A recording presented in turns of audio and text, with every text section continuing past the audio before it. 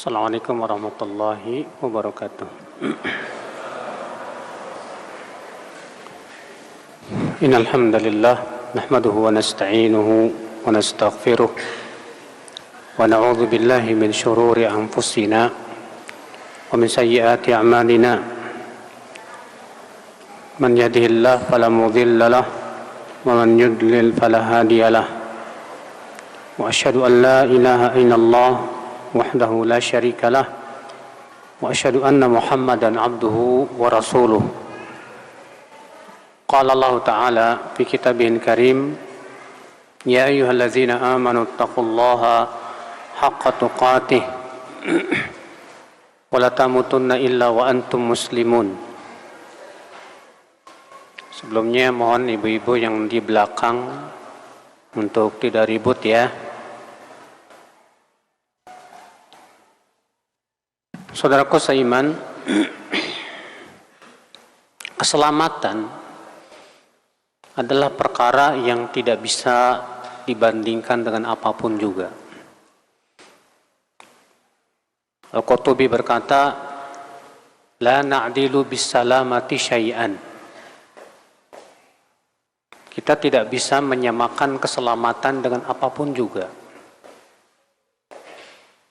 Karena kita semua pasti ingin selamat, Pak. Baik di dunia maupun di mana? Di akhirat. Di dunia selamat dari fitnah. Selamat dari hal-hal yang bisa merusak keimanan. Selamat dari hal-hal yang bisa menyebabkan kita tidak bisa istiqomah. Banyak orang mencari keselamatan hanya sebatas duniawiyah saja. Selamat dari sisi hartanya, selamat dari sisi badannya.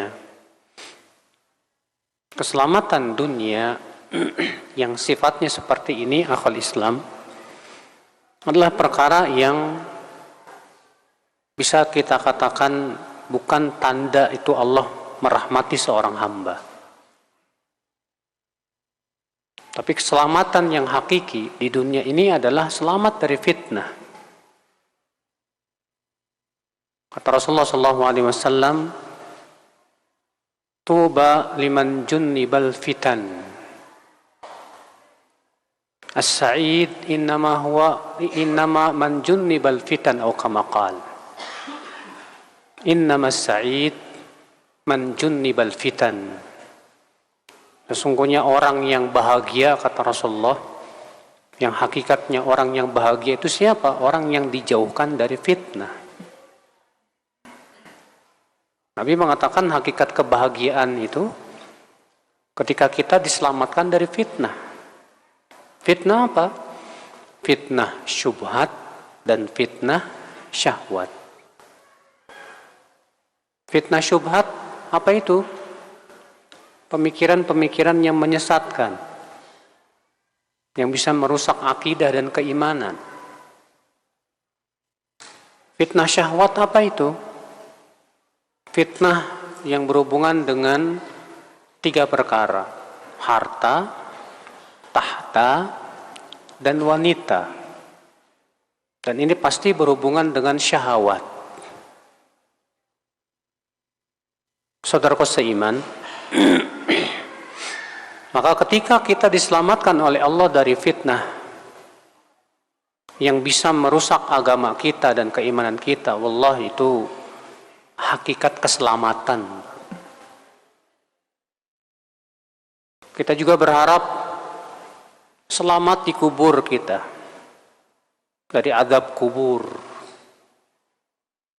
Apalagi keselamatan dalam kehidupan akhirat kita dari azab api neraka. Semua kita mengharapkan itu, saudaraku sekalian. Selamat. Dan Rasulullah SAW selalu meminta keselamatan di waktu pagi dan petang. Rasulullah berdoa, Allahumma afini fi badani, Allahumma afini fi sam'i, Allahumma afini fi basari la ilaha illa anta. Ya Allah, berikan aku afiat. Apa sih hakikat afiat? Keselamatan. Pada mataku, pada telingaku. Ya. Allahumma afini fi badani. Ya Allah, selamatkan badanku. Maksudnya bagaimana? Diselamatkan badan kita dari melakukan perbuatan maksiat. Diselamatkan badan kita dari hal-hal yang dibenci oleh Allah. Demikian pula dari penyakit-penyakit dan yang lainnya. Allahumma afini fi basari. Ya Allah, berikan aku afiat, keselamatan pada mataku. Minta keselamatan supaya mata kita ini enggak suka jalalatan, melihat yang enggak. Supaya mata kita ini dipelihara dari melihat sesuatu yang dibenci oleh Allah. Dan dipelihara dari berbagai macam penyakit-penyakit. Itu afiat namanya. Allahumma afini fi sam'i. Ya Allah, selamatkan pendengaranku. Diselamatkan supaya kita tidak mendengar kecuali apa yang Allah ridhai. Ada orang yang tidak selamat pendengarannya, Pak. Kalau mendengar Al-Quran kepanasan, Pak. Tapi kalau mendengar dangdutan, musik, senang dia. Berarti dia tidak diberikan afiat, keselamatan. Juga Rasulullah SAW berdoa, Allahumma inni as'alukal afwa wal afiyah fid dunya wal akhirah. Ya Allah, aku memohon kepada Engkau afwa, ampunan, maaf, wal afiyah, dan keselamatan, fid dunya wal akhirah, di dunia dan akhirat. Allahumma inni as'alukal afwa wal afiyah fi dini wa dunyaya wa ahli wa mali. Bahkan kata sebagian rawi, betapa seringnya Rasulullah meminta afiat kepada Allah. Tidak ada sesuatu yang paling sering Rasulullah ucapkan dari meminta afiat kepada Allah Subhanahu wa taala. Apa itu? Keselamatan. Wallahi ya akhi, itu yang harus kita usahakan, akhi. Bagaimana kita supaya selamat. Yang terpenting adalah selamat akidah kita, selamat iman kita dan agama kita, Bapak sekalian. Makanya akhal Islam, saudaraku seiman, apalagi kita hidup di zaman yang penuh fitnah sekarang ini, Pak. Fitnah yang di zaman sekarang ini dahsyat sekali. Fitnah, syahwat, fitnah, syubuhat. Banyak sekali pemuda-pemuda yang terhempas oleh fitnah yang ada di zaman sekarang. Tontonan-tontonan yang menawarkan aurat. Tontonan-tontonan akhwal Islam yang membuat kita lalai dari kehidupan akhirat. Tontonan-tontonan yang berbau kesyirikan. Akhirnya menyebabkan apa ya akhwal Islam? Banyak di antara kita tidak terasa iman kita mengalami kemunduran. Karena kemunduran iman itu memang sedikit demi sedikit, Pak. Tidak sekaligus. Tadinya suka sholat malam, sekarang udah enggak. Tadinya suka baca Quran, sekarang baca koran. Tadinya suka sholat sunnah, sekarang sudah mulai dikurangi. Tadinya rajin ke majlis taklim seminggu 3 kali, sekarang sudah berkurang jadi seminggu sekali. Lama-lama sebulan sekali. Tadinya Masya Allah, hatinya selalu rindu ingin sholat berjamaah ke masjid. Sekarang sudah mulai ya bolong-bolong. Sudah begitu kita nggak merasa kalau kita imannya sedang mengalami erosi. Kita ini sedang menuju ketidakselamatan. Banyak di antara kita tidak merasakan itu. Maka akhwat Islam, saudaraku seiman, kita berusaha berpikir bagaimana caranya selamat. Ya, kita akan membahas tentang jalan keselamatan. Ini pembahasan yang sangat penting, Pak. Sangat kita butuhkan, sangat urgen, Bapak sekalian. Apa sih jalan keselamatan itu, akhi? Tentunya, akhi, kalau kita tahu jalan, tapi kalau kita tidak ada keinginan untuk menempuh jalan itu, susah. Makanya kata Imam Ibnu Qayyim rahimahullah, seseorang untuk dapat hidayah harus bisa menggunakan dua kekuatan. Kekuatan yang pertama, quwwatul iradah, kekuatan keinginan. Ada nggak keinginan dia untuk meniti jalan keselamatan itu? Yang kedua, quwwatul ilm, kekuatan ilmu tentang jalan keselamatan itu. Antum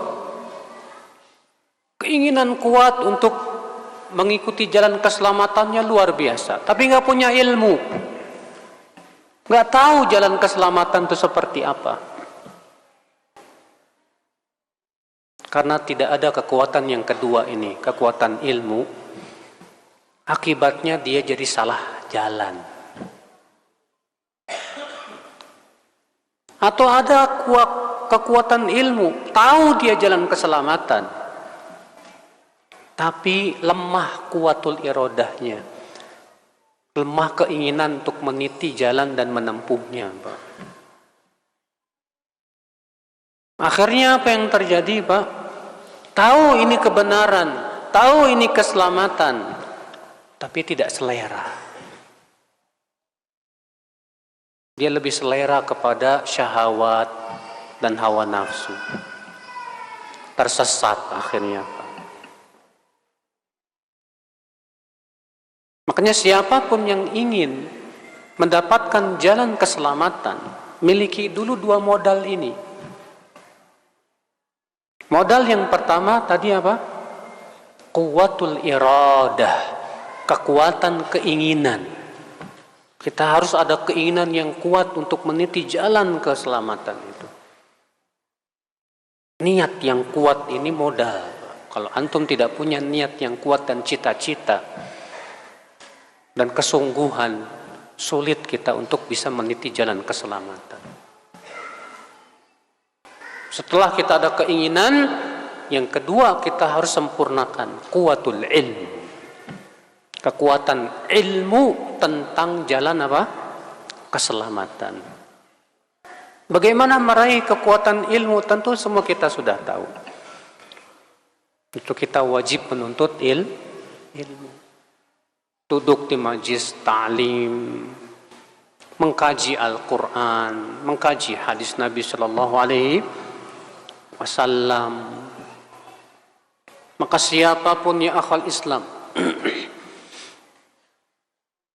orang-orang yang diberikan oleh Allah semangat untuk menuntut ilmu Allah, wallahi ya akhi, dia sudah diberikan oleh Allah sesuatu yang luar biasa.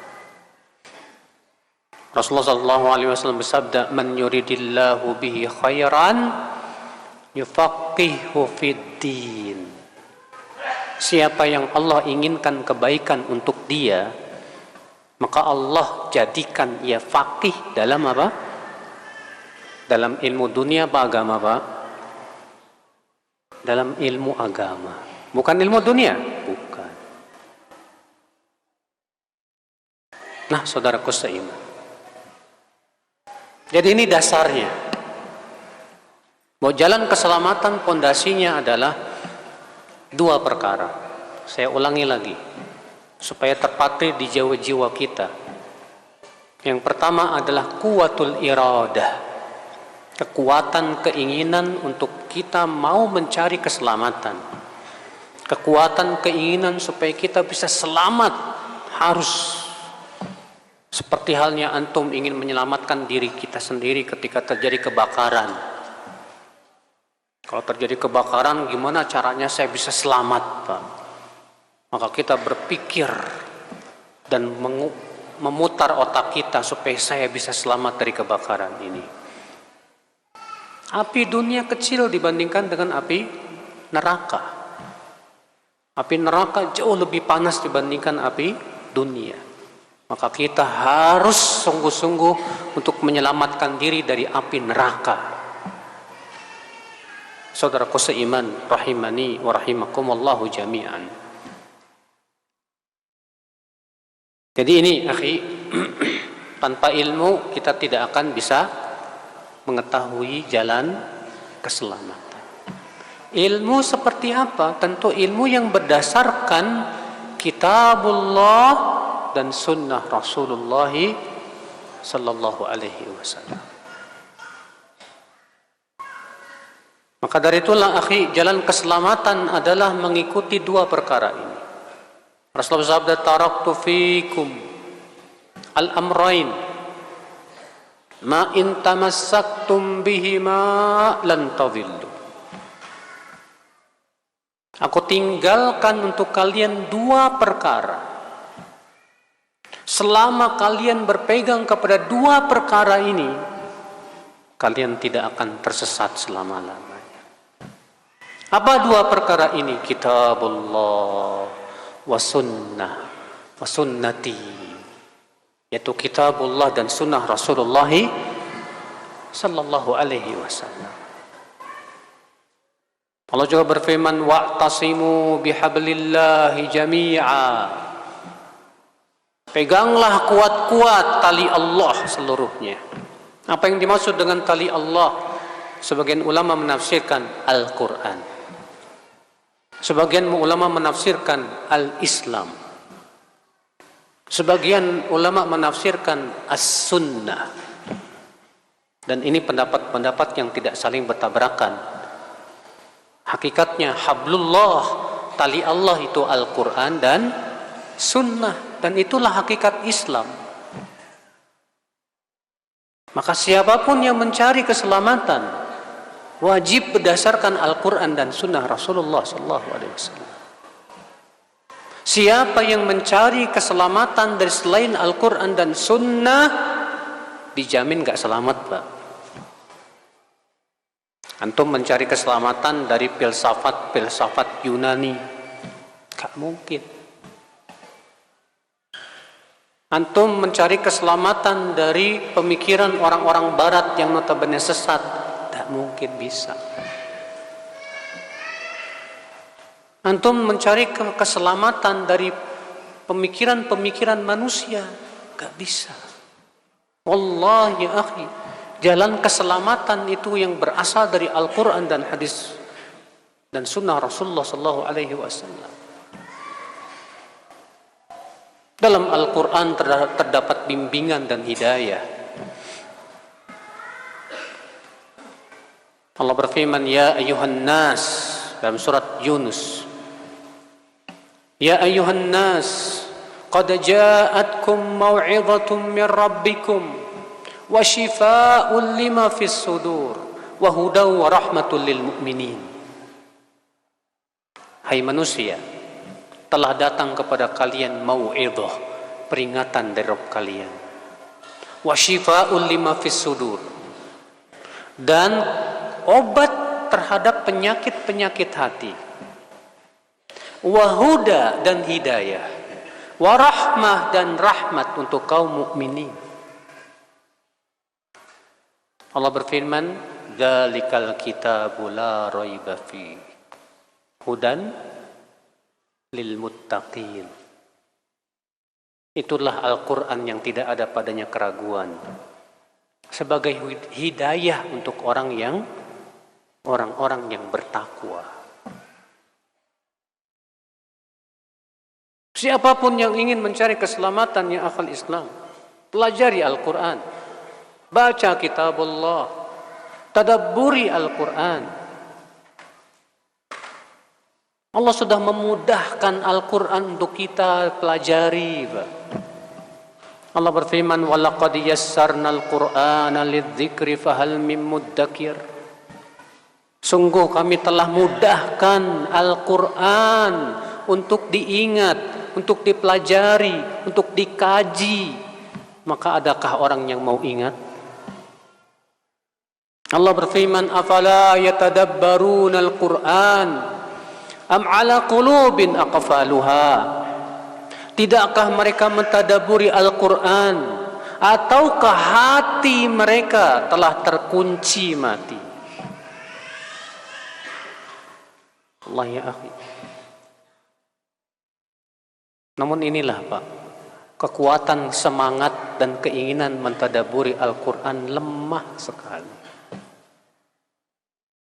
Kita ingin cari jalan keselamatan, tapi keinginan kita lemah untuk mentadaburi Al-Quran. Kita lebih semangat mengikuti berita-berita viral.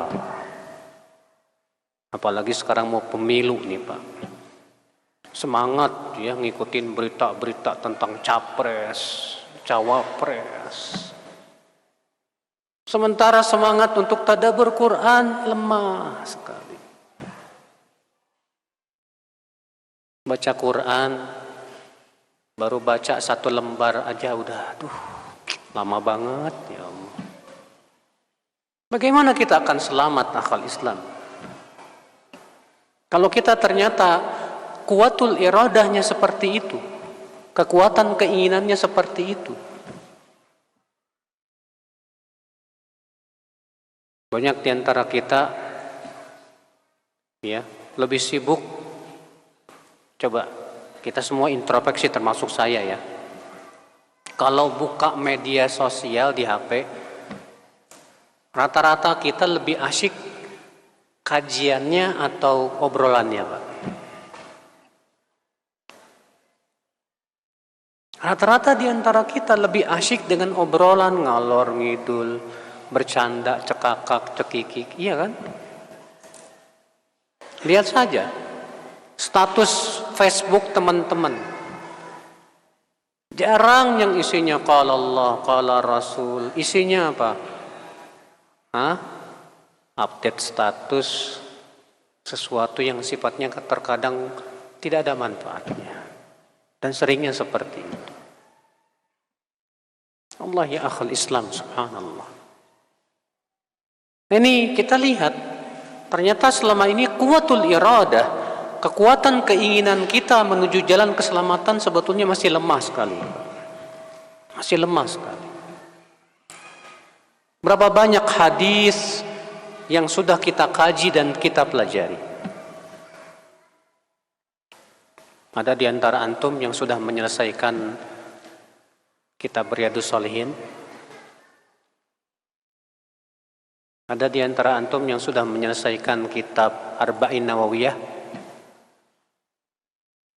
Arba'in Nawawiyah cuma 40 hadis, Pak. Ada di antara antum yang sudah menyelesaikan kitab Bulughul Maram? Ternyata tampaklah kepada kita ternyata kuwatul iradah yang bermasalah pada kita, Pak. Kekuatan keinginannya, semangatnya rapuh sekali.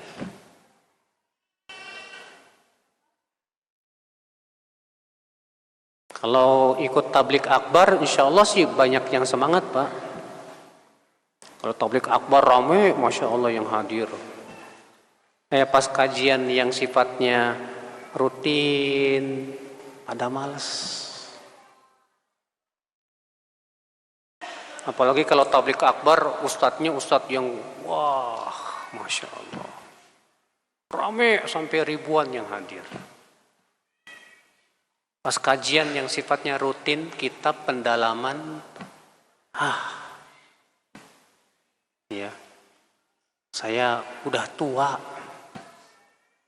Yang satu lagi bilang sibuk. Yang satu bilang saya mabuk kamu jadi ustadz. Ya akhi, subhanallah, katanya pengen selamat. Jalan keselamatan itu ya tadi sudah kita sebutkan. Harus disertai dengan kuatul ilm, kekuatan ilmu dan kekuatan iradah, keinginan yang kuat, saudaraku seiman, rahimani wa rahimakumullah jami'an. Bagaimana akan selamat sementara ilmu kita sangat rendah sekali? Mengkaji Al-Quran malas-malasan, mempelajari hadis Rasul malas-malasan, padahal itu sumber keselamatan kita.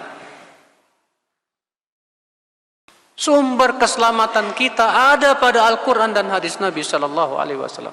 Apalagi ditambah yang ketiga, pemahaman para sahabat Rasulullah Sallallahu Alaihi Wasallam.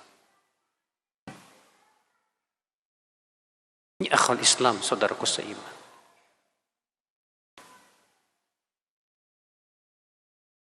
Nah ini akhi, jalan keselamatan Allah telah menunjukkannya kepada kita dalam Al-Quran, dalam ayat-ayat yang banyak. Itu jalan keselamatan kita. Allah berfirman di antaranya, wal asr innal insana lafi khusr illa alladzina amanu wa amilus salihat wa tawasaw bil haqqi wa tawasaw bis sabri. Siapa yang tidak hafal surat ini? Hah? Pertanyaan saya, siapa yang tidak hafal surat ini? Ada yang tidak hafal? Jangan malu-malu Pak, ngacung aja. Insya Allah hafal semua. Ini surat pendek banget Pak. Ini surat insya Allah sering kali kita mendengarnya. Wal asri innal insana lafi khusr. Demi masa, sesungguhnya manusia benar-benar dalam keadaan merugi. Allah mengatakan bahwa manusia pada asalnya merugi semuanya Pak. Kecuali siapa? Kecuali orang yang memiliki 4. Illalladzina amanu, kecuali orang yang beriman. Wa aminus solihat, beramal saleh. Sekarang kita mau beriman, tapi kita nggak tahu ilmunya bagaimana cara beriman. Saya beriman sama Allah, tapi kita beriman kepada Allah tanpa ilmu. Mungkinkah iman kita kepada Allah menjadi lurus? Jawab tidak mungkin, saudaraku. Orang musyrikin beriman enggak kepada Allah? Maksudnya beriman enggak Allah itu ada? Beriman. Allah yang mengabarkan begitu dalam Al-Quran. Allah mengatakan, wala in sa'altahum man khalaqas samawati wal ard la yaqulunna Allah. Kalau kamu tanya mereka, siapa yang menciptakan langit dan bumi? Mereka akan menjawab apa? Allah. Orang musyrikin, bayangkan Pak. Meyakini dan mengakui bahwa yang menciptakan langit dan bumi Allah subhanahu wa ta'ala. Tapi kenapa pengakuan ini tidak menyebabkan mereka dianggap sebagai Muslim? Karena mereka beriman tanpa ilmu. Allah berfirman, wa ma yu'minu aktsaruhum billah illa wa hum musyrikun. Tidaklah kebanyakan mereka beriman kepada Allah kecuali mereka malah mempersekutukan Allah. Mereka beriman, iya, saya beriman Allah yang menciptakan langit dan bumi. Ketika ditanya orang-orang musyrikin, terus kenapa kamu sembah Lata, Uzza, Manat, Hubal? Kenapa itu kalian sembah itu? Emangnya kalian meyakini yang menciptakan langit dan bumi itu Lata? Tidak. Apa kata mereka Pak? Ma na'buduhum illa liyuqarribuna ila Allahi zulfa. Kami tidak beribadah kepada patung-patung ini kecuali agar mereka ini mendekatkan diri kami kepada Allah. Rupanya mereka beribadah kepada patung ini, Pak, dengan keyakinan bahwa patung-patung yang dinamai orang-orang saleh ini, Pak, bisa mendekatkan diri mereka kepada siapa? Kepada Allah.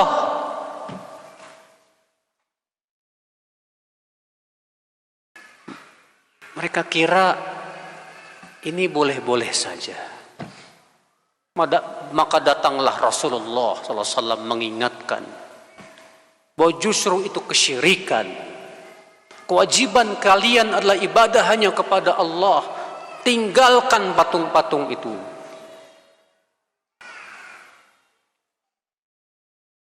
Ketika jelas kepada mereka ilmunya yang disampaikan oleh Rasulullah SAW, mereka malah menolak. Karena mereka lebih mempertahankan keyakinan nenek-nenek moyang, saudaraku sekalian. Dan ternyata, Pak, untuk meniti jalan keselamatan itu tidak mudah. Karena banyak sekali penghalang-penghalangnya, Pak. Dan nanti kita akan sebutkan. Apa sih penghalang-penghalang? Kenapa sih banyak orang yang terhalang dari jalan keselamatan? Saudaraku seiman, rahimani wa rahimakumullahu jami'an. Maka Allah mengatakan illal ladzina amanu wa amilus salihat, kecuali orang yang beriman dan beramal saleh. Dan dua perkara ini harus dengan ilmu. Iman tanpa ilmu percuma. Amal tanpa ilmu pun percuma. Wa tawasaw bil haqqi wa tawasaw bis sabr. Dan saling berwasiat tentang kebenaran. Setelah kita berilmu dan beramal, kita pun kemudian menyampaikan kepada manusia. Wa tawasaw bil haqqi wa tawasaw bis sabr. Dan saling berwasiat untuk bersabar di atas ilmu, amal dan dakwah. Itu jalan keselamatan, saudaraku sekalian. Sunnah Rasulullah diumpamakan oleh para ulama kasafinatin Nuh. Sunnah Rasulullah diumpamakan oleh para ulama seperti kapalnya Nabi Nuh alaihissalatu wassalam. Sebagian salaf mengatakan as-sunnah kasafinatin Nuh, faman raqiba naja. Sunnah Nabi itu seperti kapalnya Nabi Nuh. Siapa yang menaiki sunnah selamat. Wa man lam yarkabha, dan siapa yang tidak mau menaiki sunnah halak, pasti binasa. Pasti itu, Pak. Apa itu sunnah? Yang Rasulullah ajarkan kepada umatnya berupa hadis-hadis Rasulullah SAW. Dan mempelajari sunnah pun urgen sekali. Karena tidak mungkin kita memahami Al-Quran tanpa sunnah. Allah berfirman, wa anzalna ilaika dzikra litubayyina linnas ma nuzzila ilaihim. Dan kami telah menurunkan kepada engkau, hai Muhammad, adzikr, yaitu Al-Quran, agar kamu menjelaskan kepada manusia apa yang telah diturunkan tersebut. Ayat ini tegas, saudaraku, bahwa fungsi sunnah menjelaskan Al-Quran. Makanya kata Imam Ahmad bin Hanbal apa? As-sunnatul hiya allati tufassirul Quran walisal aqs.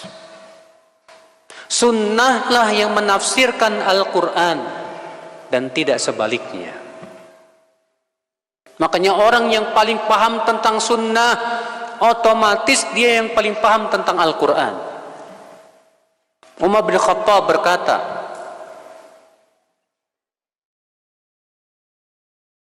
Kata Umar bin Khattab radhiyallahu an, "Ya'tikum qaumun yujadilunakum bisyubuhatil Qur'an. Fajadiluhum bis sunan, fa inna ahlas sunan a'raf bi kitabillah." Kelak nanti akan datang kaum yang mendebat kalian dengan ayat-ayat Al-Quran yang bersifat mutasyabihat. Maka lawan mereka, debat mereka dengan sunnah. Karena orang yang ahli terhadap sunnah, dia yang paling paham tentang kitabullah. Maka perhatian kita terhadap sunnah juga harus lebih, Pak. Belajar hadis, Pak. Belajar hadis. Kitab-kitab hadis yang diwariskan para ulama, Masya Allah banyak sekali, Pak. Ada yang disebut dengan Kutubus Sittah, 6 kitab induk hadis. Ada yang bisa menyebutkan apa saja? 6 kitab induk yang merupakan kitab hadis. Ada yang bisa menyebutkan?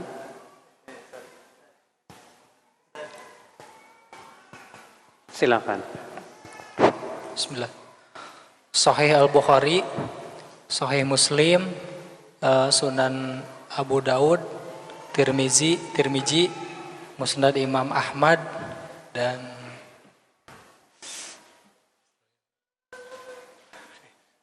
apa lagi? Al-Bukhari, Muslim, Imam Ahmad, Abu Daud, Tirmizi.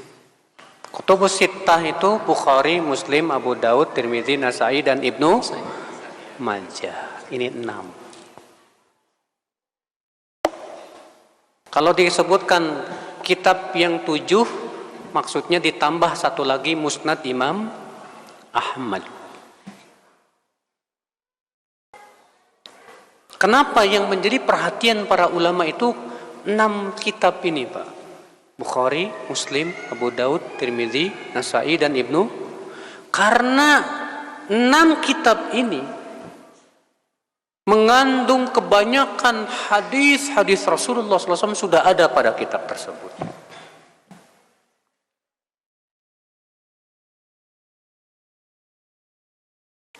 Makanya perhatian para ulama terhadap Kutubus Sittah di zaman dahulu luar biasa. Mengkaji Al-Sahih Bukhari, Muslim, Abu Daud, Tirmizi, Nasai, Ibnu Majah.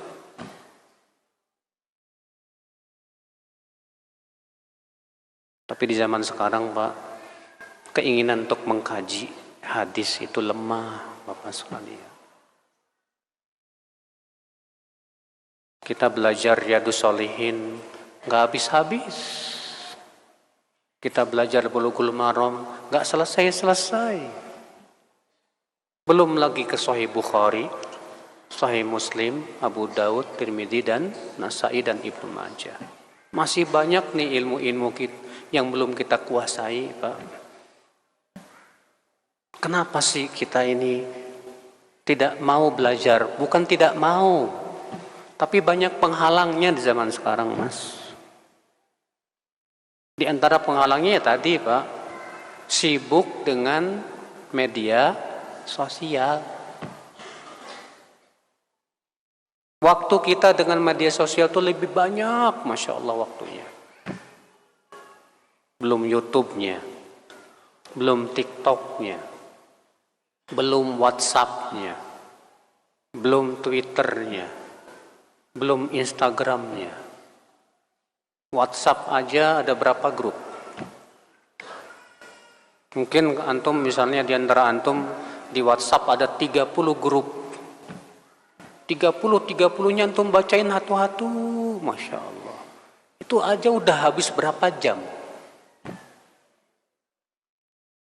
Setiap kali kita mau baca kitab, gampang. Insya Allah sore masih ada. Akhirnya sulit sekali, saudaraku. Maka ya akhi, siapapun di antara kita yang ingin mendapatkan keselamatan, saya dan antum sama saja. Kita semua ingin keselamatan. Mari kita semangat untuk lebih mengkaji kitabullah dan sunnah Rasulullah sallallahu alaihi wasallam. Alhamdulillah, kitab-kitab syarah para ulama banyak, alhamdulillah. Cuma yang tadi masih membutuhkan semangat untuk belajar bahasa Arab. Ya? Siapa di antara antum yang belajar bahasa Arab? Sedikit. Subhanallah. Bahasa Al-Quran. Bahasa hadis. Bahasa Rasulullah. Bahasa para ulamaul Islam. Bahkan bahasa Arab adalah syiar agama Islam dengan ijma' para ulama.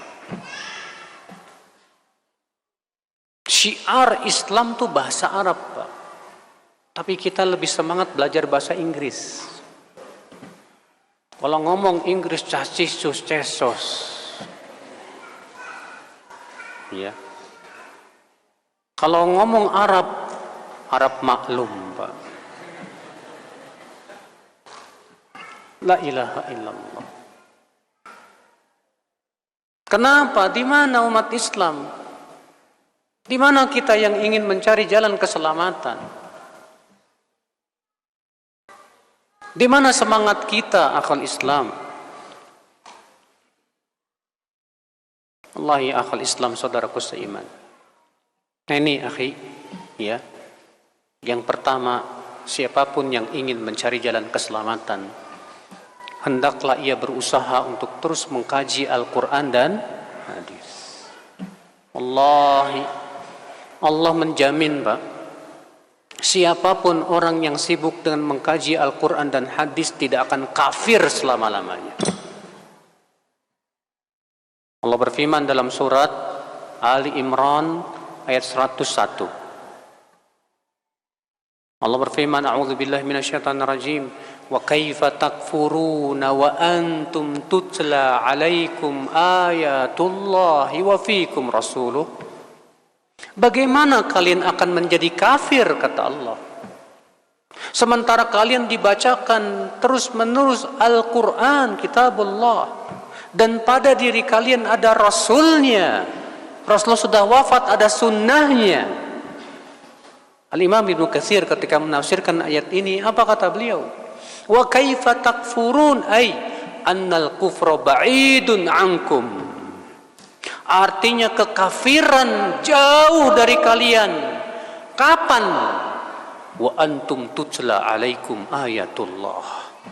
Dalam keadaan kalian terus-menerus dibacakan ayat Allah.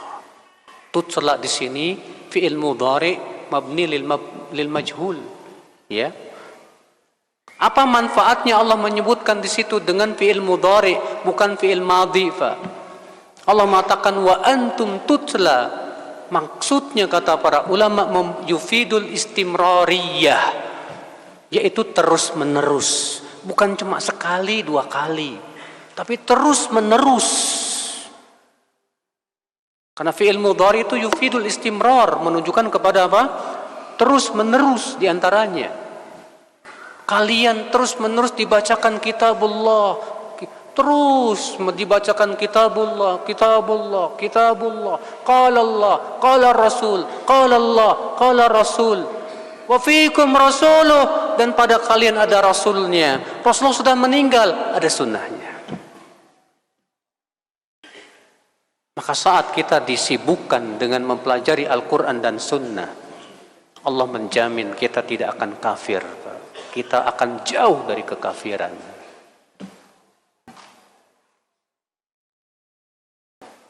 Ini jalan keselamatan, saudaraku sekalian. Kemudian yang kedua, jalan keselamatan akal Islam, saudaraku seiman, yaitu ittiba'u fahmis salaf, mengikuti jalan pemahaman salafus salih.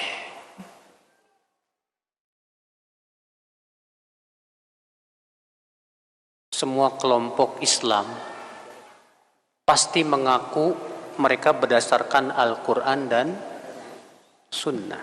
Ya tidak? Ya. Ada tidak kelompok Islam yang mengatakan, maaf, saya bukan berdasarkan Al-Quran dan Sunnah?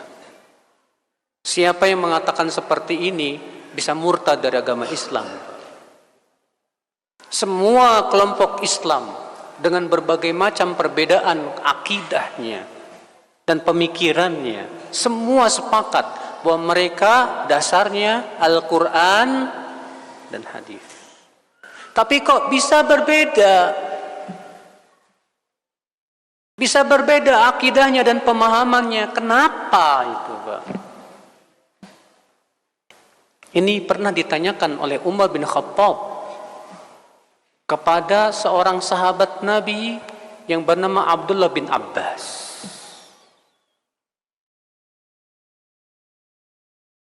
Apa kata Umar bin Khattab? Sebagaimana dikeluarkan oleh Imam Sa'id bin Mansur dalam sunannya, bahwa Umar berkata kepada Ibnu Abbas, kata Umar, kaifa takhtalifu hadhil ummah. Aku merasa heran, hai Ibnu Abbas, bagaimana umat Islam ini kok bisa berpecah belah? Wa kitabuha wahid wa nabiyyuha wahid wa qiblatuha wahidah. Sementara kitab sucinya satu, nabinya sama, kiblatnya sama, tapi kok bisa berselisih? Kok aneh? Kenapa ini? Apa jawaban Ibnu Abbas? Seorang sahabat yang didoakan oleh Rasulullah SAW dengan kefaqihan.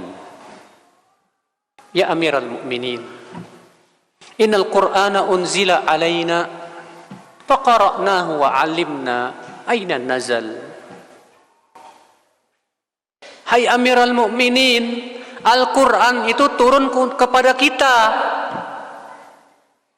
dan kita pun sudah memahami dan membacanya. Fasayakunu likulli qaumin fihi ra'yun. Dan kelak nanti setiap orang akan memahami Al-Quran dengan pendapatnya sendiri-sendiri. Fa idza kana likulli qaumin ra'yun ikhtalafu. Kalau setiap orang memahami Quran dengan otaknya sendiri, pasti berpecah belah. Wa idza ikhtalafu iqtatalu. Kalau sudah pecah belah, pasti mereka saling berperang. Subhanallah, jawaban seorang sahabat yang mulia, Abdullah bin Abbas. Di zaman sahabat tidak ada perselisihan akidah, tidak ada. Sahabat semua di atas satu akidah, satu pemahaman, satu keimanan. Tidak ada mereka berselisih dalam masalah akidah, tidak ada sama sekali. Bahkan ketika terjadi peperangan di antara kalangan para sahabat di zaman Ali, di mana pasukan Ali berperang dengan pasukan apa? Muawiyah. Itu perselisihan sebatas badan, Pak.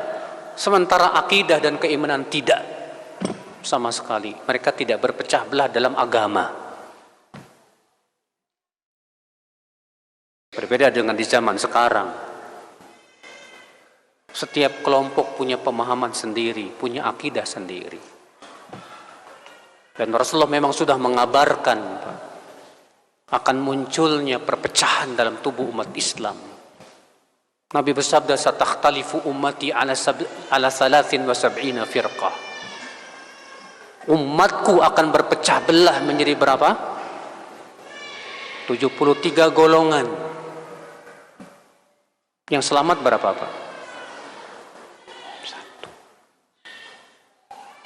1. Iya. Kulluhum finnar illa wahidah. Semua di neraka kecuali satu yang selamat. Tapi tidak boleh diyakini, Pak, 72 neraka ini kekal dalam api neraka, tidak boleh. Karena ini keyakinan Khawarij. Yang 72 ini tidak kekal di neraka.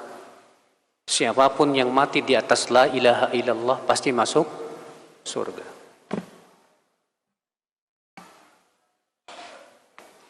Lihat Rasulullah SAW mengatakan semuanya di neraka kecuali satu kelompok saja. Yang selamat hanya satu kelompok saja. Siapa ya Rasulullah? Kata Rasulullah, al-jamaah. Islam jamaah. LDII. Bukan.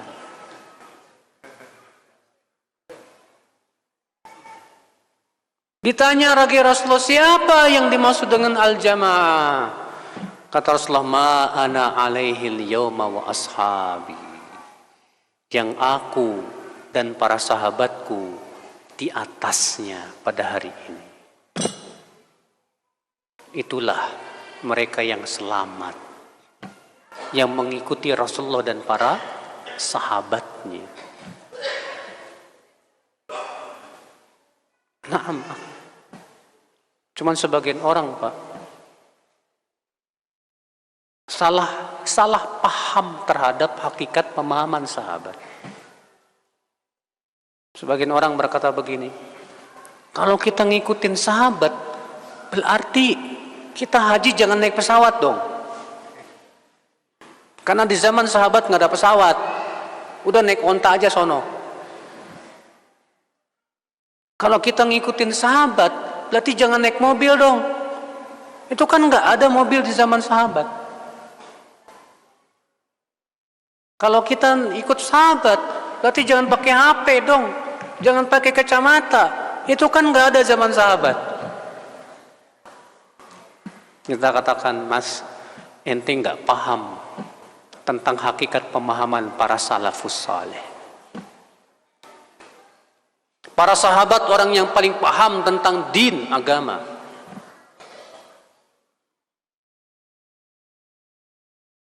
Antum tahu siapa yang pertama kali membuat pos kilat?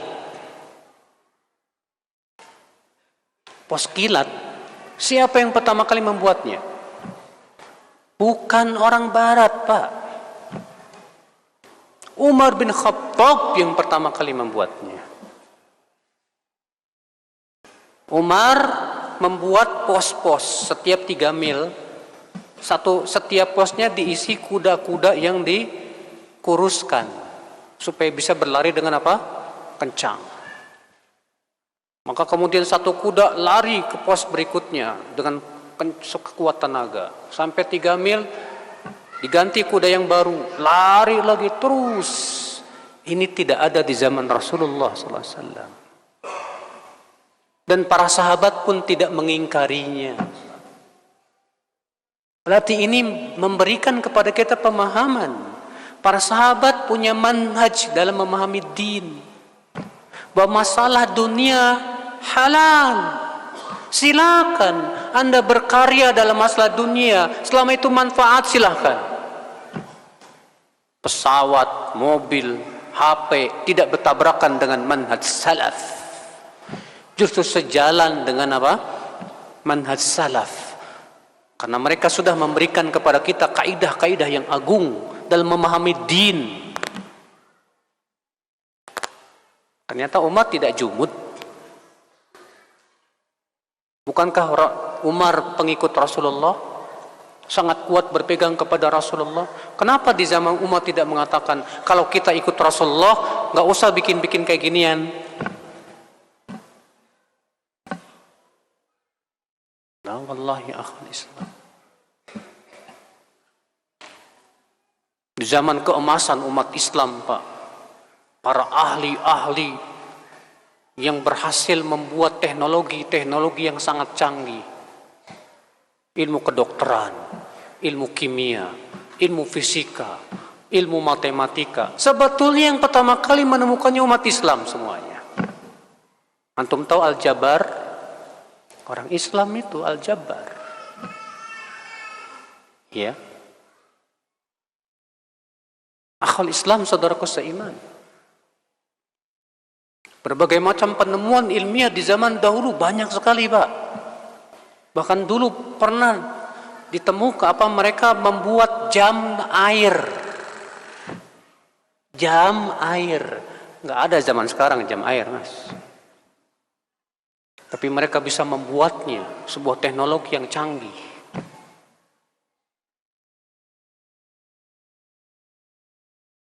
Saat itu Barat sedang dalam kegelapan. Orang-orang bodoh semua orang Barat dulu.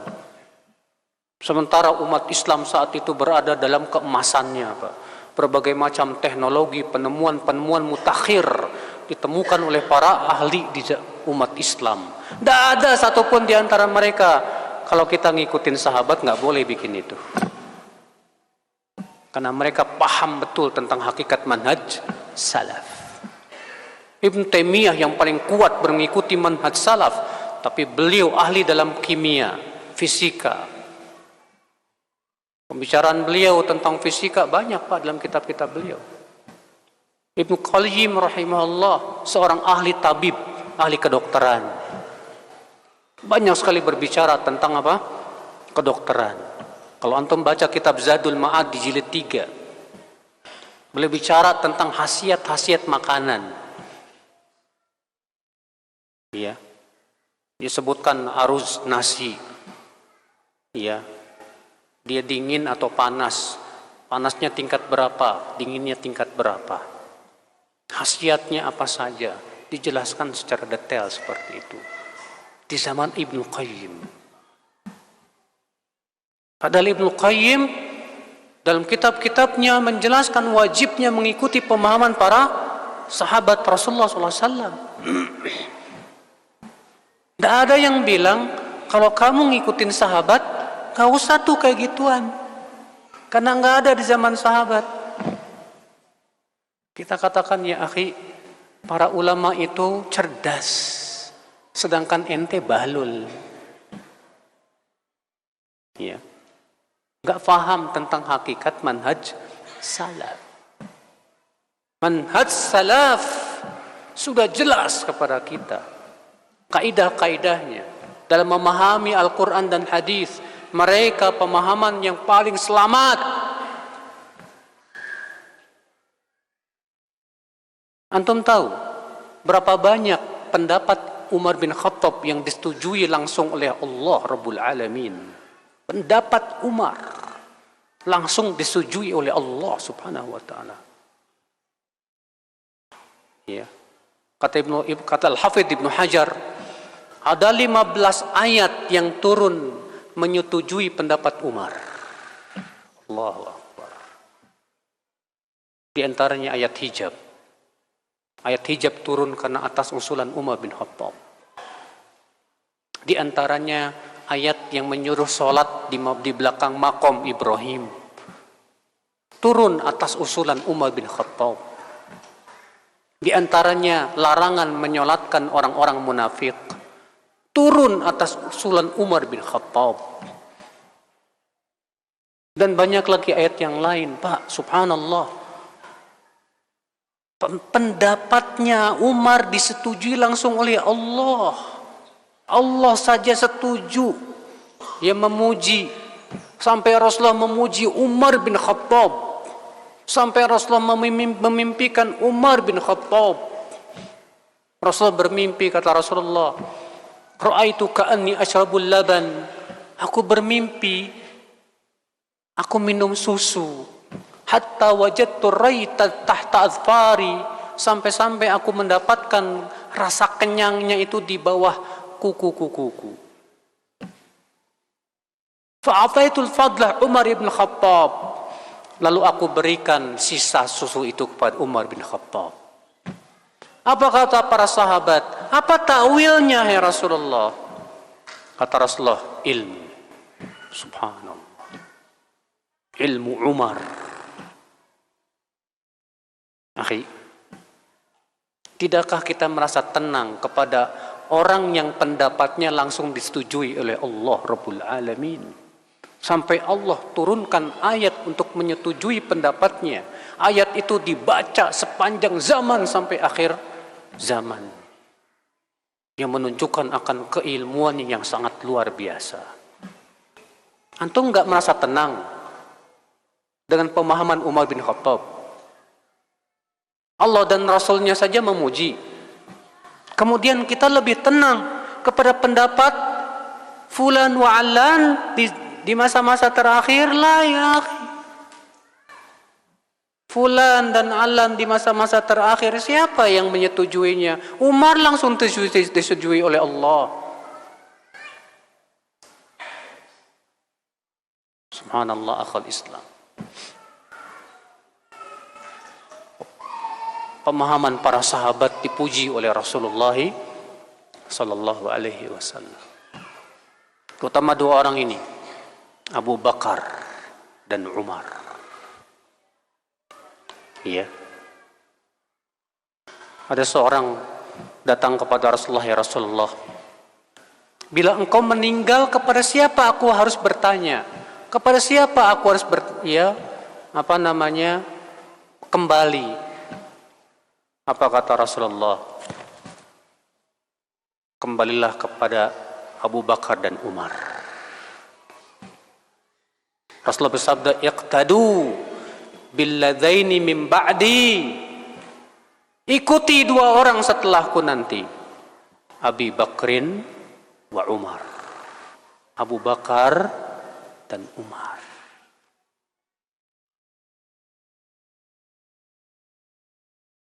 Ya akhi, subhanallah, pemahaman para sahabat, Pak, dan para sahabat Rasulullah SAW diumpamakan oleh Rasulullah seperti apa, Pak? Seperti bintang. Dalam hadis yang sahih Rasulullah SAW bersabda, suatu ketika Rasulullah SAW melihat ke langit, lalu Rasulullah bersabda, an-nujumu amanatun lis-sama, fa idza dhahabatin nujum atatis sama ma tu'ad. Bintang itu keamanan untuk langit. Apabila bintang telah pergi, langit akan datang kepadanya yang Allah janjikan, kiamat. Wa ana amanatun li ashabi, fa idza dhahabtu ana ata ashabi ma yu'adun.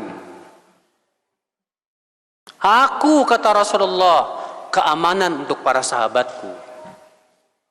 Apabila aku telah pergi, akan datang kepada para sahabatku apa yang dijanjikan kepada mereka. Kata Imam Nawawi menjelaskan, yaitu peperangan di antara mereka. Wa ashabi amanatun li ummati, fa idza dhahaba ashabi ata ummati ma tu'ad. Dan para sahabatku keamanan untuk umatku. Apabila para sahabatku telah pergi, akan datang kepada umatku yang telah dijanjikan.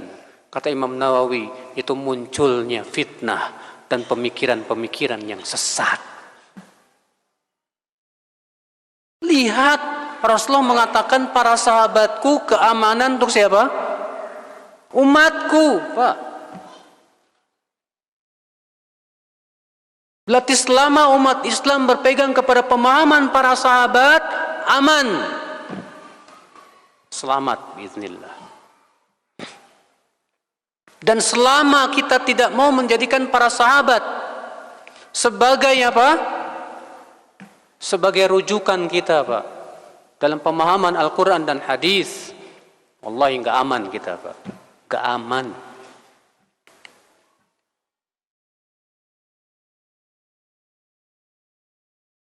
Antum lebih merasa aman mana, Pak? Merujuk pemahaman para sahabat atau orang-orang belakangan? Para sahabat sudah dipuji oleh Allah dan Rasulnya. Rasulullah bersabda, khairun nasi qarni. Sebaik-baik manusia itu generasiku. Kemudian setelahnya. Syahadah, persaksian dari Rasulullah SAW. Nah, di sini penting kita, Pak, mengkaji seperti apa pemahaman para sahabat. Namun tentunya juga harus diperiksa dengan sanad-sanad yang sahih. Jangan sampai ada orang membawakan perkataan Abu Bakar, perkataan Umar, ternyata sanad kepada mereka dhaif. Tidak bisa dijadikan hujah. Berarti kita harus belajar ilmu hadis. Aduh, banyak banget Pak ya yang harus dipelajari. Banyak banget memang Pak yang harus dipelajari Pak. Terus kapan dong waktu kita buat belajar itu semuanya? Nggak ada Ustadz. Saya sibuk cari duit. Iya. Saudaraku seiman, rahimakumullah. Ini jalan keselamatan, Pak. Al-Quran, Sunnah Rasulullah, dan apa yang dipahami oleh salafus saleh dari kalangan sahabat, tabi'in, dan tabi'ut tabi'in. Terus apa yang menyebabkan kita tidak bisa meniti jalan keselamatan? Jalan keselamatan itu, kenapa orang-orang menyimpang darinya nggak mau ikut? Banyak faktor Pak, banyak faktor Pak. Di antara faktornya pertama, al-jahl, kebodohan.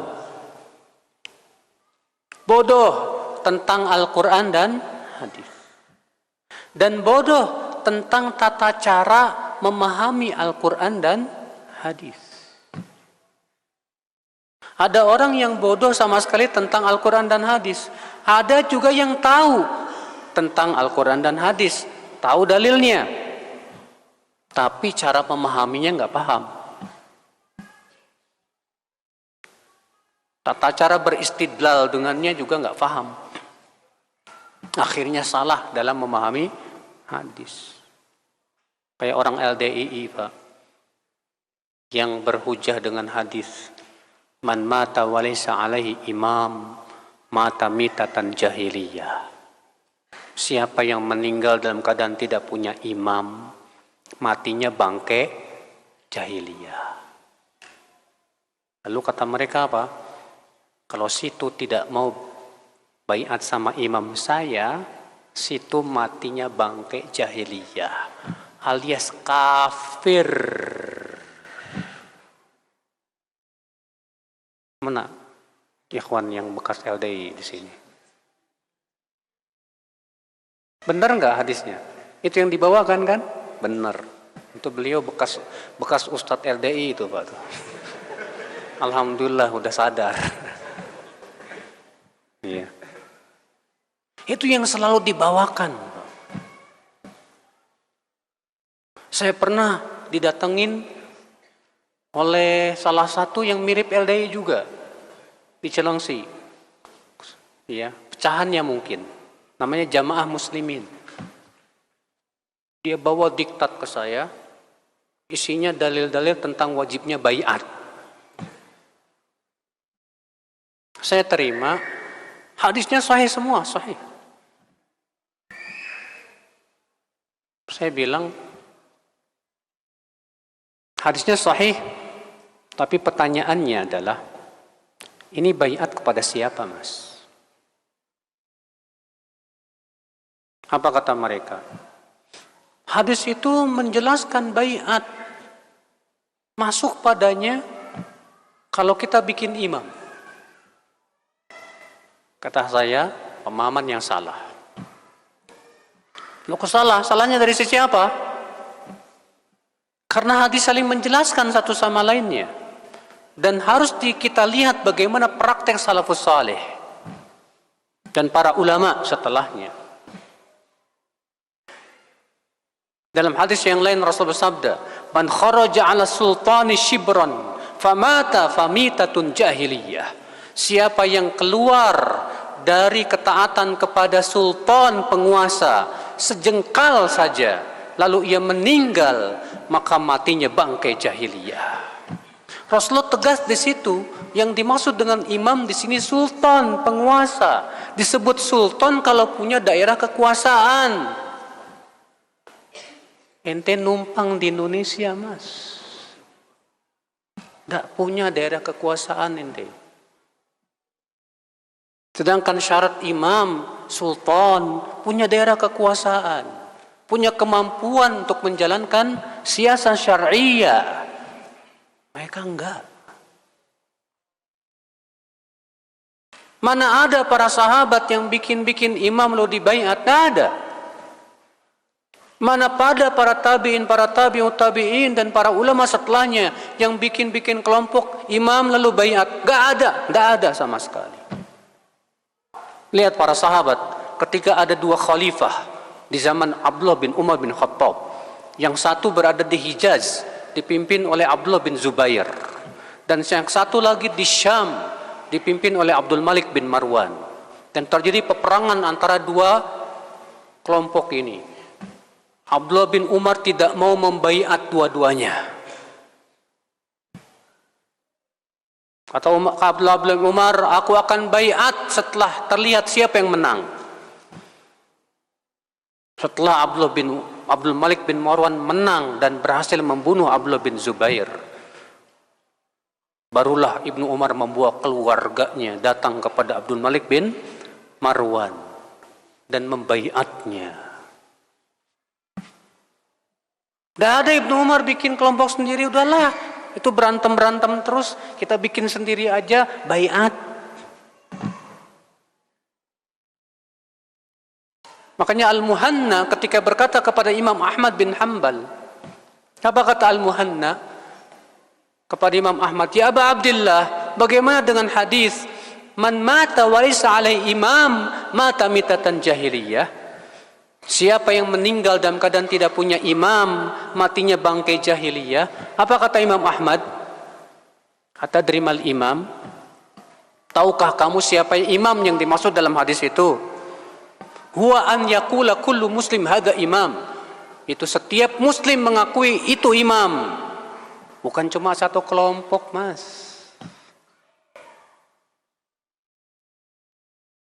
Nah ini Pak, bahwa hadis sahih hadisnya, pemahamannya yang aneh. Lalu perkataan mereka yang dimaksud dengan mati bangkai jahiliyah, mati kafir, siapa ulama yang memahami demikian? Tidak ada. Itu pemahaman murni mereka saja. Tidak ada satupun ulama yang mengatakan yang dimaksud dengan mati bangkai jahiliyah, mati kafir. Semua ulama pensyarah hadis mengatakan yang dimaksud mati bangkai jahiliyah, mati di atas perangai jahiliyah, dan ini tidak menyebabkan pelakunya kafir, tapi dia pelaku dosa besar. Ketika Rasulullah bersabda kepada Abu Dzar, gara-garanya Abu Dzar mengejek Bilal bin Rabah. Apa kata Abu Dzar kepada Bilal? Ya ibnas sauda, hai anak wanita hitam. Marah Rasulullah. Apa kata Rasulullah kepada Abu Dzar? Innaka mru'un fika jahiliyah. Kamu itu orang yang ada pada dirimu jahiliyah. Apakah Rasulullah mengkafirkan? Tidak sama sekali. Ya.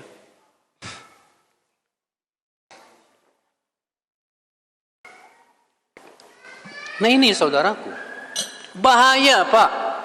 Kalau Al-Quran hadis dipahami pakai otak sendiri itu bahaya. Benar kata Ibnu Abbas, wasayakunu likulli qaumin fihi ra'yun. Nanti akan datang setiap kaum itu punya pendapat sendiri terhadap Al-Quran. Fa idza kana likulli qaumin ra'yun, kalau setiap kaum itu punya pendapat sendiri tentang Al-Quran, ikhtalafu, pasti berpecah belah.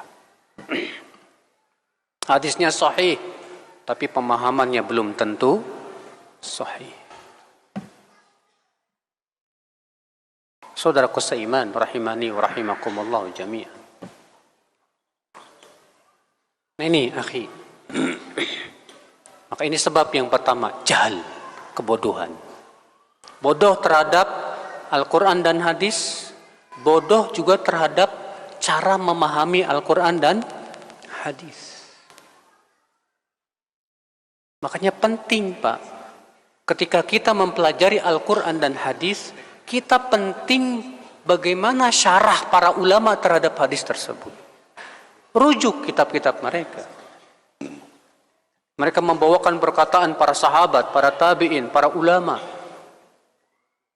Sehingga dari situ kita paham apa yang dimaksud oleh hadis-hadis Rasulullah sallallahu alaihi wasallam. Sebab yang kedua, saudaraku, kenapa mereka tidak mau mengikuti jalan keselamatan? Yaitu ittiba'ul hawa wasyahawat. Ngikutin syahwat dan hawa nafsu. Karena ternyata jalan keselamatan itu berat, Pak, berat. Jalan keselamatan itu tidak sesuai dengan syahwat kita, Pak. Jalan keselamatan itu seringkali tidak sesuai dengan hawa nafsu kita, Pak. Ya enggak, Mas? Ya Allah. Berapa banyak larangan-larangan Allah dan Rasulnya yang sesuai dengan hawa nafsu, Pak? Ya enggak, Pak? Ya Allah. Sampai ada seorang pemuda berkata, ini agama kok berat banget ya. Riba, bunga bank haram, musik haram, pacaran haram, berat amat sini agama. Masya Allah. Memang demikian. Larangan-larangan Allah banyak yang sesuai dengan syahwat, keinginan. Perintah-perintah Allah banyak tidak sesuai dengan apa? Syahwat dan keinginan, Pak. Makanya kemudian banyak orang yang tidak mau meniti jalan keselamatan itu. Padahal disitulah keselamatan. Karena lebih mementingkan syahwat, hawa nafsu. Susah, Pak. Makanya Allah berfirman apa? Laqad kana lakum fi Rasulillahi uswatun hasanah. Liman kana yarjullaha wal yawmal akhir wa dzakarallaha katsira. Sungguh telah ada pada diri Rasulullah suri tauladan yang baik. Buat siapa? Buat siapa? Buat orang yang mengharapkan Allah dan kehidupan akhirat. Orang yang masih mengharapkan dunia nggak bisa. Orang yang sedang cinta banget sama dunia nggak bisa apa menjadikan Rasulullah sebagai suri tauladan, nggak bisa. Karena perintah-perintah Rasul sering kali nggak sesuai dengan keinginan kita. Ya. Saudaraku seiman, rahimani wa rahimakumullah jami'an. Makanya Pak, mengikuti jalan keselamatan itu kita harus siap taslim. Apa taslim? Tunduk dan patuh dan menyerahkan diri kita. Siap diatur oleh Allah dan Rasulnya. Kalau kita nggak siap diatur oleh Allah dan Rasulnya, susah kita ngikutin jalan keselamatan. Susah. Lihat orang, ya, pengikut hawa nafsu itu, Pak. Paling berat untuk mengikuti Allah dan Rasulnya. Mau sholat berat. Bahkan terkadang hatinya nggak suka sama orang yang suka pergi ke masjid. Ente soal suci ente. Melihat orang pakai cadar, wah ini radikal. Melihat orang yang berdakwah kepada tauhid, wis Wahabi. Melihat orang yang berbicara tentang sunnah dan bid'ah, apaan ini? Ya. Nah, saudaraku sekalian, memang berat, Pak. Jalan keselamatan itu berat. Orang yang berpegang kepadanya di zaman sekarang ini seperti memegang bara api, kal qabid alal jamr. Ya Allah. Sabar. Siapapun yang ingin selamat memang harus sabar. Kayak antum. Supaya sehat, antum harus sabar untuk memakan makanan yang sehat, ya tidak? Dan kebanyakan makanan sehat tuh nggak enak, Pak. Ya nggak, Mas? Tanyain deh, makanan-makanan sehat apa aja? Gorengan sehat nggak, Pak? Kurang itu. Ternyata yang sehat itu yang dikukus, bukan yang digoreng. Aduh, makan kukusan rasanya gimana gitu ya. Iya. Makanan di zaman sekarang yang instan-instan mengandung bahan pengawet. Untuk istiqomah supaya makanan sehat aja susah. Padahal disitulah kesehatan. Memang untuk sehat harus sabar. Antum yang badannya gemuk supaya kurus, diet. Sabar ngelihat mie ayam, aduh sabar. Ngelihat nasi uduk, ya Allah enak banget itu. Sabar, saya lagi diet ini. Kalau itu saja kita harus sabar Pak di dunia. Apalagi untuk mengikuti jalan keselamatan. Sabar ngelihat syahwat. Eta awewe gelis pisan, ya Allah ya Rabbi. Ya. Sabar ya untuk menutup memejamkan mata. Astagfirullah, astagfirullahaladzim. Jalan keselamatan memang sulit, Pak. Ada tender tawaran ya. Antum tukang jahit. Tapi ternyata ada sebuah tawaran, Pak, tolong Pak jahitin rok mini. Aduh, kumaha ya. Jumlahnya 1 juta lagi. Omzetnya besar banget. Ditolak, nggak dapat duit. Nggak ditolak. Sayang. Sabar. Iya. Saya punya teman, dia usahanya sebagai pemegang haki itu ya.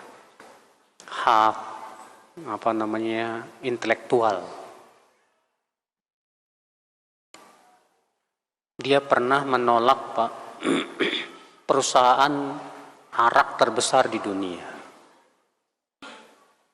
Dimana kalau dia ambil itu keuntungannya per bulan dia dapat 1 miliar per bulan.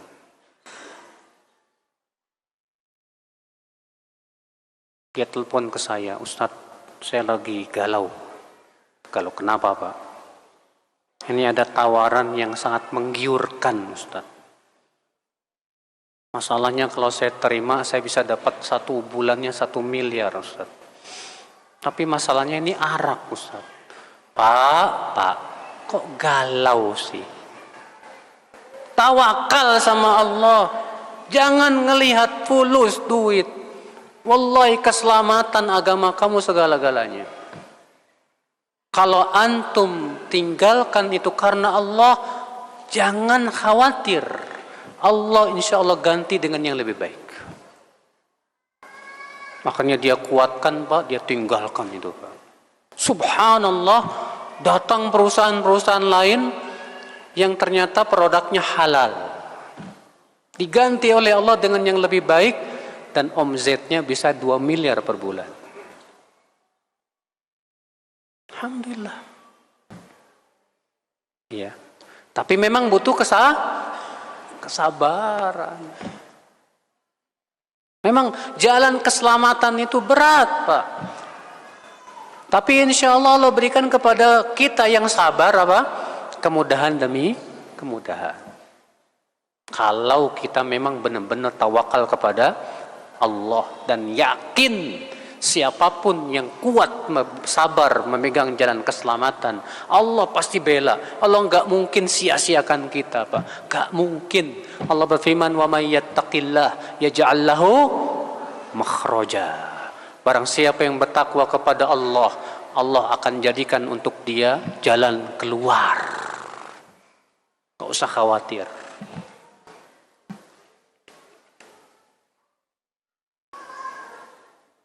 ini saudaraku, ini diantara hal yang menyebabkan kenapa seseorang itu tidak mengikuti jalan keselamatan. Karena lebih mengedepankan apa tadi? Hawa nafsu dan syahwat. Ya. Baik, saya kira cukup Pak pembahasan kita dulu ya. Ini banyak banget nih pertanyaannya. Kita buka tanya jawab.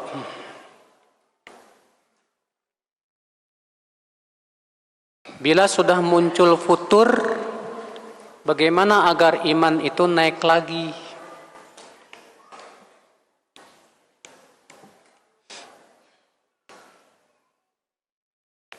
Ketika kita futur, jangan dibiarkan. Lawan. Periksa sebab kita futur apa. Pasti ada sebabnya tuh Pak.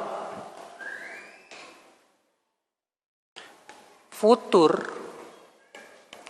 terjadi terkadang karena yang pertama, ini yang paling besar, karena maksiat Pak. Yang kedua, kita futur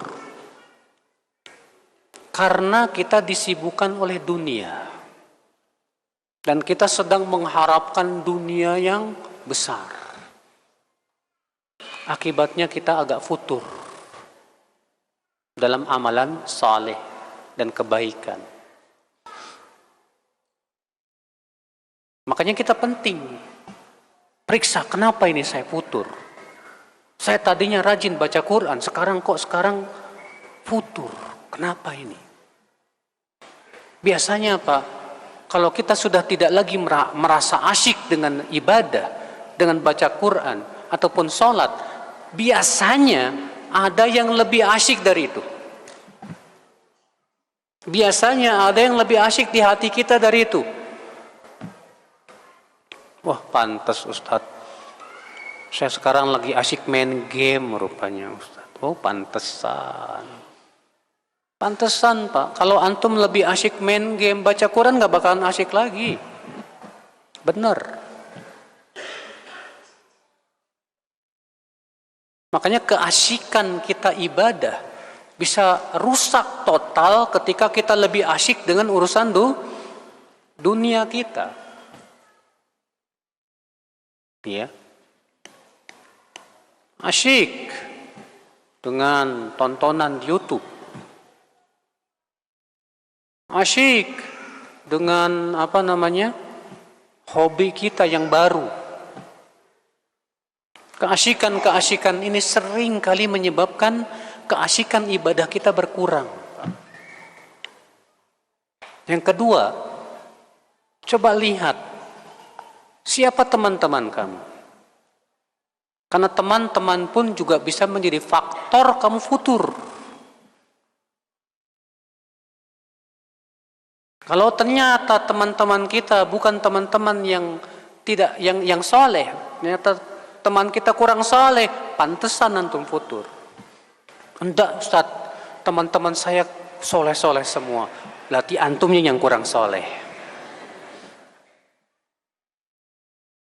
Kok tidak terpengaruh oleh teman-teman yang soleh?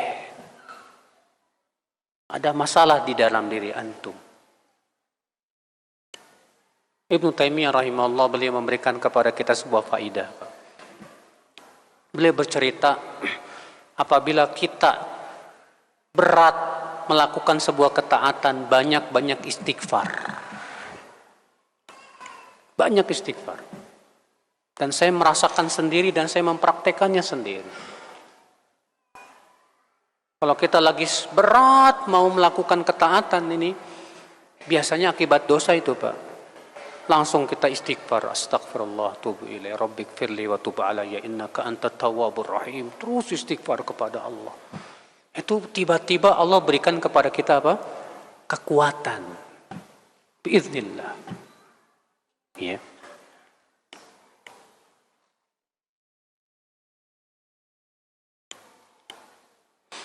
Saya seorang mu'alaf dan masih tinggal bersama keluarga yang Nasrani. Apakah sah sholat saya apabila masih ada patung-patung yang mengelilingi rumah saya? Memang masalah. Kalau sholatnya insya Allah sah. Selama yang pertama ikhlas, yang kedua sesuai dengan tuntunan Rasulullah SAW. Cuma masalahnya ketika ada patung-patung ini yang menghalangi malaikat rahmat bisa masuk. Adapun sholatnya sah insya Allah. Maka anjuran saya kepada sang mu'allaf ini, berusahalah ya agar bisa mandiri. Agar bisa apa? Mandiri.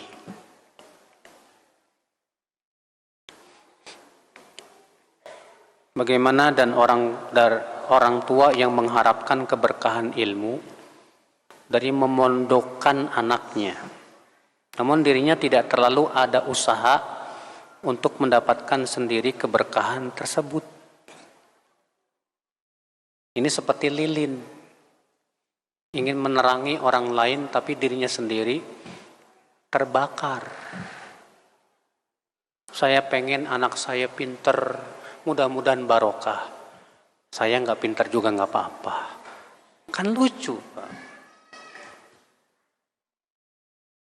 Antum tidak iri anak antum, Masya Allah, diberikan Allah banyak ilmu agama dan rahmat. Sementara antum dikasih rahmatnya dikit aja, apa enggak sendiri? Enggak iri. Antum ingin anak saya lebih banyak berkahnya. Tapi kita tidak ada keinginan untuk bisa mendapatkan barokah yang lebih banyak lagi. Akhi, kalau kita seperti itu berarti kita tidak punya jiwa pelomba. Allah menyuruh kita berlomba-lomba enggak, Mas? Fastabiqul khair. Berlomba-lombalah dalam apa? Kebaikan. Wa fi dzalika falyatanafasil mutanafisun. Dalam perkara itulah hendaklah orang-orang berlomba itu berlomba-lomba. Jiwa pelomba itu gimana Pak kalau Bapak lagi berlomba? Bapak misalnya lagi balap kuda. Lalu ada yang mendahului Bapak. Kira-kira apa yang Bapak lakukan? Berusaha mengejar kuda itu ya tidak? Itu namanya kita sedang berlomba. Tapi kalau Bapak lagi berlomba, ada yang ngelewatin. Monggo Pak, silakan. Saya legowo kok. Ini orang berlomba apa-apaan sih? Berarti dia sedang bukan berlomba, Pak. Kalau berlomba itu artinya saat melihat saudara kita, teman kita, anak kita kok bisa mendahului kita, kita ingin berusaha untuk menyaingi dia. Itu namanya jiwa pelomba. Cuma masalahnya tadi, Pak. Kita tidak punya jiwa pelomba. Ketika melihat temannya hafal juz amma, antum bilang, ya mendingan saya lah daripada teman saya yang cuma kulhu. Gak ada sama sekali panas melihat temannya yang lebih tinggi. Karena melihatnya kepada yang lebih rendah dari dia. Gimana kita akan berlomba? Sulit, ya.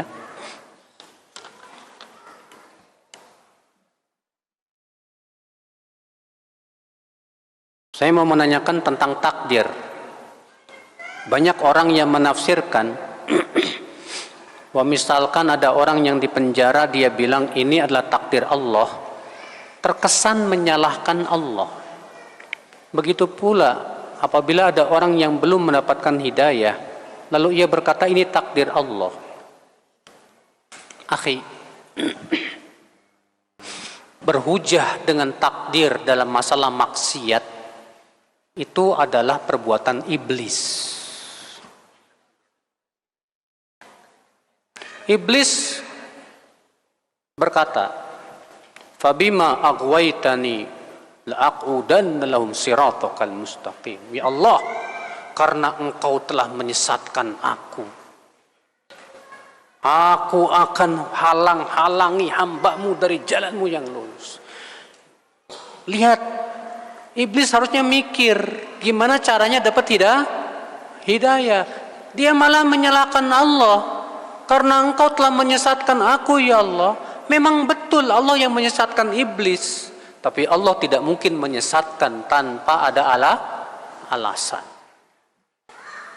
Orang yang cerdas, ketika dia kok mendapatkan takdir yang tidak baik, berpikir gimana caranya supaya kita mendapatkan takdir yang baik.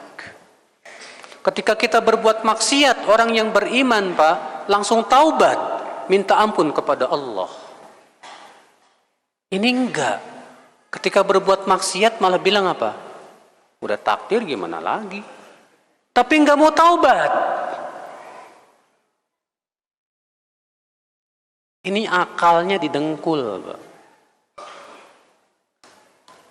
Antum kalau lapar nggak pernah berkata udah takdir. Kalau kenyang ya takdir juga. Ya udahlah, saya nggak, kalau gitu nggak perlu makan. Nggak ada orang seperti itu, Pak. Kalau kita lapar, betul kita beriman bahwa lapar itu apa? Takdir. Apa yang harus kita lakukan saat lapar? Cari makan. Setelah makan, kenyang. Takdir tidak? Takdir juga. Makanya kita harus lawan kita berusaha untuk mencari takdir. Kita tidak boleh berhujah dengan takdir dalam perkara maksiat. Kita boleh berhujah dengan takdir dalam masalah musibah. Yang itu di luar kemampuan kita. Adapun yang itu di bawah kemampuan kita dan kita mampu ya untuk merubah diri kita, maka jangan pernah menyalahkan Allah dengan mengatakan ini sudah takdir. Ini sebuah kesalahan, saudaraku sekalian. Iya. Ucapan seperti ini Pak kayak orang musyrikin. Allah berfirman, sayaqulul ladzina asyraku law sya'allahu ma asyrakna wala abauna. Orang-orang musyrikin berkata, kalau Allah berkehendak, kami dan bapak kami tidak akan berbuat syirik. Tapi enggak mau meninggalkan apa? Kesyirikan, bodoh kali. Iya. Ini sebuah kebodohan yang kuadrat, Pak.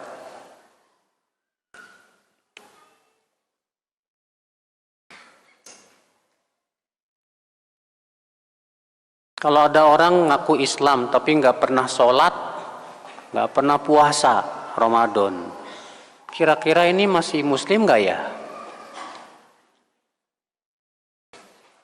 Khilaf para ulama tentang orang yang meninggalkan sholat. Madhab Imam Ahmad, orang yang meninggalkan sholat kafir murtad dari agama Islam. Madhab imam yang tiga dilihat.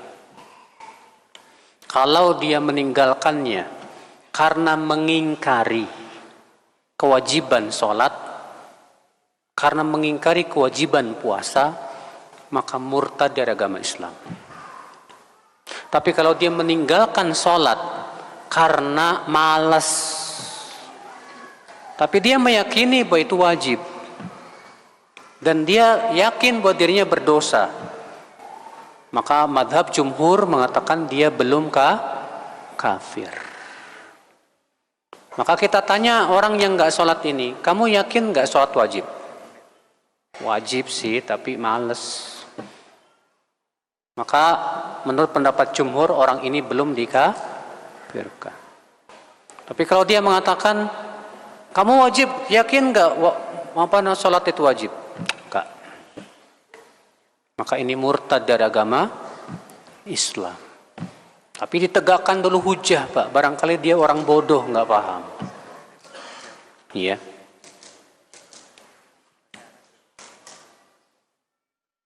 Sekarang sedang viral pengabulan hajat. Bangun jam 00, mandi, sholat taubat, sholat tahajud, baca Al-Quran dan minta hajat dikabulkan. Lalu memberi sedekah kepada anak-anak yatim. Apakah boleh kita bersedekah dengan niat ingin dikabulkan hajat kita oleh Allah? Bedakan niat dengan doa.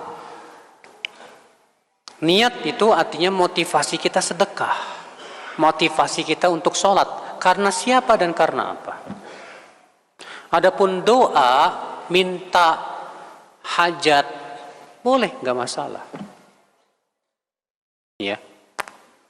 Adapun niat kita untuk ibadah, jangan sampai dikotori dengan tujuan karena dunia. Allah berfirman ayat 15 dan 16. Man kana yuridul hayatad dunya wa zinataha nuwaffi ilaihim a'malahum fiha wa hum fiha la yubkhasun. Ulaika alladzina laysa lahum fil akhirati illa an-nar wa habita ma sana'u fiha wa batilum ma kanu ya'malun. Barang siapa yang menginginkan dunia dan perhiasannya, kami akan berikan apa yang ia inginkan dari amalnya tersebut tanpa dikurangi. Mereka di akhirat nanti tidak mendapatkan apapun kecuali api neraka. Batal amalnya, sia-sia perbuatannya. Tuh lihat, Pak. Ternyata niat dia karena ingin dapat apa? Dunia dari amal solehnya. Allah mengatakan apa? Kami akan berikan, tapi nanti di akhirat dia nggak dapat apapun kecuali api neraka. Ngeri, Pak. Ngeri. Maka jangan sampai niat kita dikotori untuk selain Allah. Rasulullah sabda, Inna Allah la yaqbalu minal amal illa ma kana khalisan lillah wabtughiya bihi wajhu. Allah tidak akan menerima suatu amal kecuali yang benar-benar murni karena Allah dan mengharapkan wajah Allah semata. Iya. Saya seorang akhwat yang sedang berproses dengan seorang ikhwan yang sedang senang mempelajari ilmu filsafat. Tinggalin tuh ikhwan.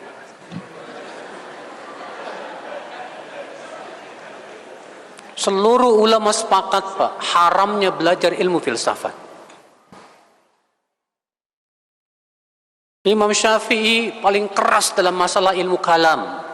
Ilmu kalam ini adalah ilmu yang muncul ketika muncul ilmu filsafat. Ilmu kalam ini juga berdasarkan akal-akalan. Tujuannya ingin membantah filsafat, tapi jatuh kepada filsafat juga. Apa kata Imam Syafi'i? La an yubtal abdu bi kulli dzambin siwa syirk. Seseorang melakukan dosa semuanya selain syirik itu lebih ringan daripada belajar ilmu kalam. Ini belajar ilmu filsafat, sumbernya kesesatan. Anti mau tersesat. Anti mau punya suami yang dia tersesat oleh ilmu filsafat itu. Yang para ulama semua sepakat haram belajar ilmu filsafat itu. Masih banyak insya Allah ikhwan. Udah tolak aja. Maaf akhi, ya, saya tidak butuh orang yang belajar ilmu filsafat. Saya butuh orang yang belajar ilmu din. Belajar Al-Quran, hadis sesuai dengan pemahaman salafus saleh. Saya butuh suami yang membimbing saya kepada pemahaman salaf, bukan kepada ilmu filsafat. Ya. Bagaimana ngontrol hawa nafsu ketika sedang marah, Ustadz? Memang susah, Pak. Kalau lagi marah ini maunya memuaskan saja. Tapi Rasulullah sudah mengajarkan kepada kita. Yang pertama, baca ta'awudz.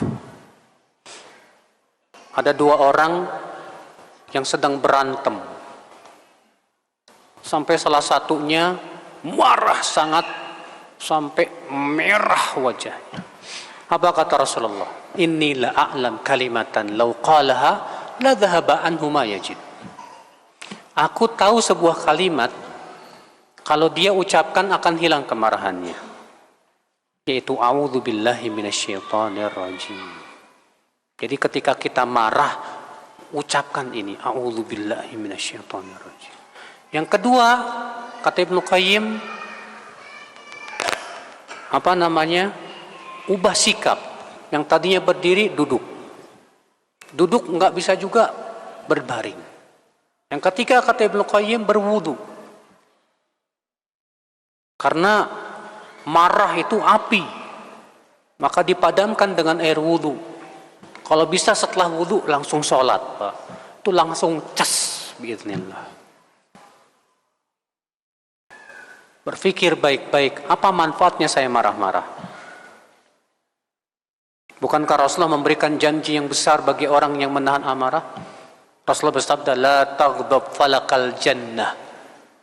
Jangan marah, niscaya untukmu surga. Maka ketika antum marah, antum mikir, saya milih marah, milih surga ya. Rasulullah bersabda, man qadama ghaidhan wa huwa qadirun ala an yunafidah. Siapa yang menahan amarahnya padahal dia mampu untuk melaksanakan amarahnya itu, da'ahu Allahu yaumal qiyamah ala ru'usil khalaiq. Allah akan panggil dia di hadapan seluruh makhluk. Fayukhayyiruhu minal huril 'ain. Lalu Allah menyuruh dia untuk memilih bidadari surga yang dia mau. Masya Allah, luar biasa. Coba ingat keutamaan-keutamaan menahan amarah.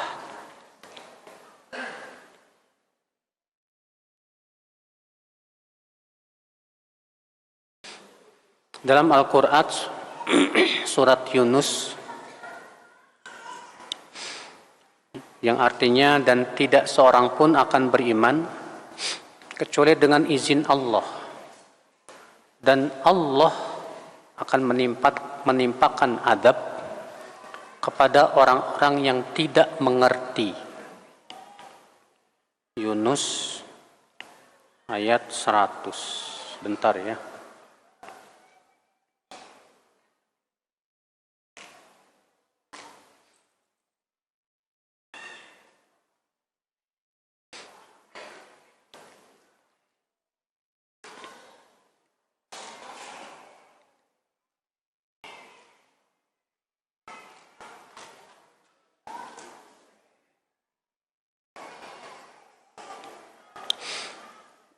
Wa ma kana li nafsin an tu'mina illa biidznillah.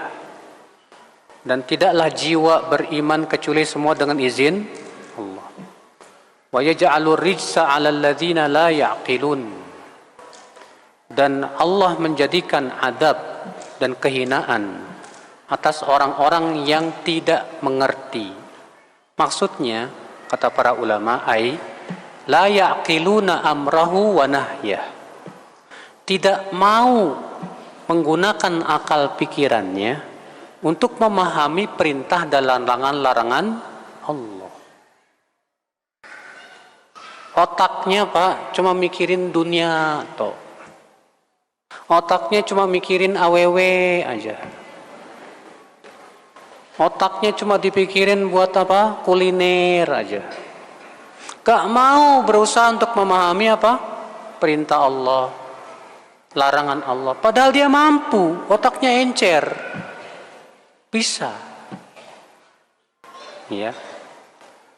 Orang kayak ginian disebut orang yang gak ngerti. Gak ngerti bagaimana cara menggunakan akal pikiran. Yang harusnya akal pikiran digunakan untuk memikirkan sesuatu yang lebih mulia. Memahami Quran, memahami hadis, memahami keimanan. Ini akal pikirannya cuma dipakai untuk memikirkan syahwat. Ya, susah. Nah, ini akal Islam. Baik, saudaraku seiman, saya mohon maaf ya, cuma bisa sampai jam 11. Karena habis maghrib masih ada kajian lagi di Al-Barakah. Jadi saya ngejar waktu. Karena saya rumahnya di Cilengsi, Pak, bukan di Bandung. Ini saja yang bisa sampaikan. Subhanakallah bihamdik, asyhadu an la ilaha illa anta, astaghfiruka wa atubu ilaik. Assalamualaikum warahmatullahi wabarakatuh. Waalaikumsalam.